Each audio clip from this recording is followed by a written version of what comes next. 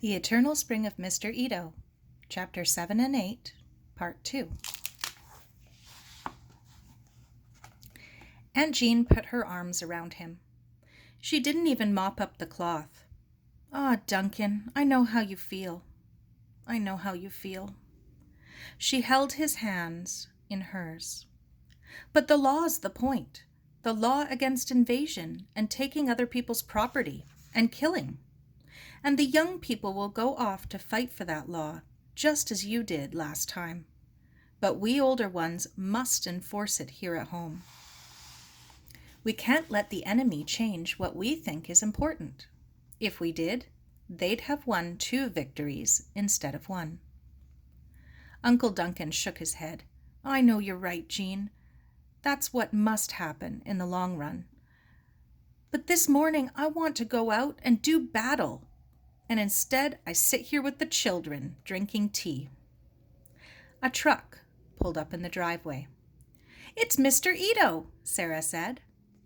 Mr. Ito knocked at the back door. Across his arms, he carefully held the 3 bridesmaids' dresses. "Good morning, Missy Cameron," he said. "I have hats in truck." He smiled proudly. "Wife work all night, all hemmed, all pressed. Everything ready for wedding now, Missy Cameron."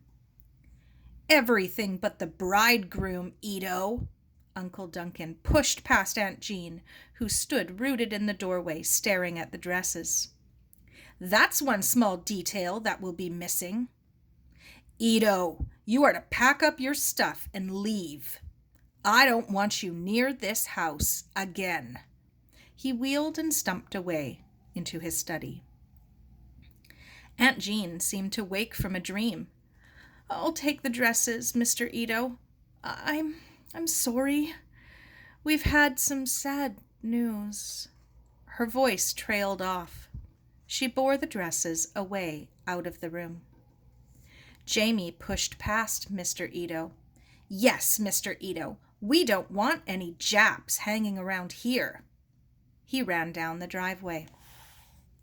Mr. Ito stared at Sara. "David Lloyd was killed on Sunday, Mr. Ito, in Hong Kong.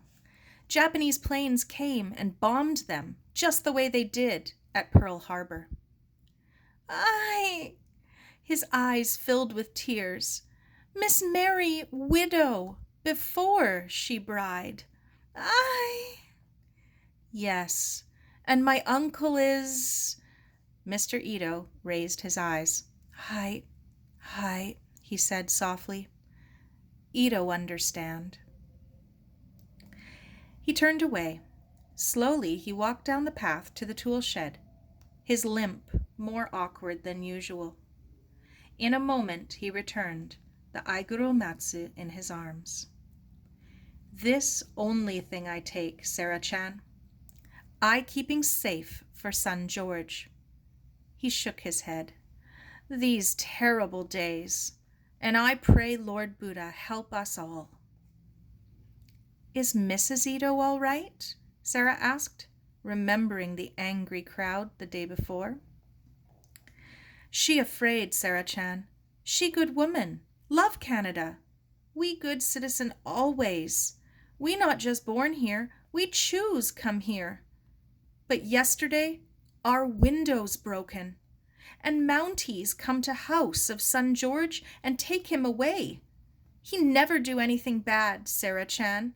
He good Canadian." "Where did they take him?" "Immigration building. We not understanding. He born right here in Vancouver. He not immigrant. I think they asking questions because he is in Fishermen's Union." His wife crying very much.